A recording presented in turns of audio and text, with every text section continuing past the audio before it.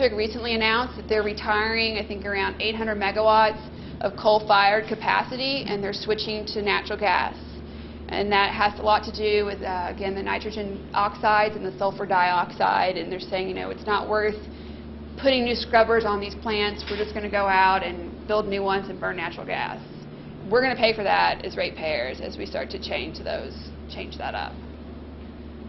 This is where we're kind of seeing our electricity prices going into the future. We do see our electricity prices increasing. So back in the 90s, they actually fell, but we see the trends going upward again because of the environmental rules coming online, new demand. We have really old power plants, some of them having to be replaced. So what you're looking at here are commercial, industrial, residential sectors. They pay different rates. I pay a different rate than what the aluminum smelter pays in Kentucky. And then you have the total is your orange line. And so over time, we're looking at prices growing because of a variety of reasons, including the new rules.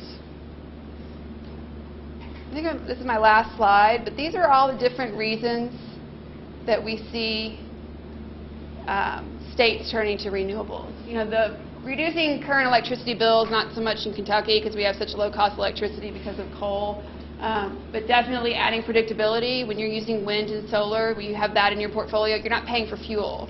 So if fuel prices go through the roof, coal prices go up, natural gas prices go up, you're not paying anybody for that wind that's spinning that turbine. So that can help keep your volatility down in your prices. Greenhouse gases, maybe you've got renewable energy mandates you're trying to meet. Some businesses are doing this as a model for others. I mentioned McDonald's. They've got wind turbines, pictures of wind turbines on their cups. People feel good about it. When they look at renewables, they feel good. There's a giant wind turbine on the back of my box of cereal. There's not a big coal plant back there. So it's kind of this general interest that's growing in the U.S. right now for renewables. Workforce development, I mentioned that with biomass. We think that we can create a lot of jobs by developing a bioenergy industry. Emergency power benefits, and then the portfolio diversification, which we talked about with the environmental rules.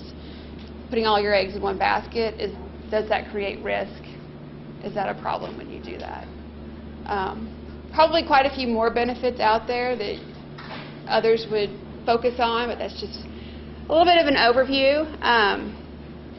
If you all have any questions about resources, yes? But you're showing the math on the payback on solar energy with or without incentives. Don't the incentives create kind of an artificial market? Because it's going that others would focus on, but that's just a little bit of an overview. If you all have any questions. 2009.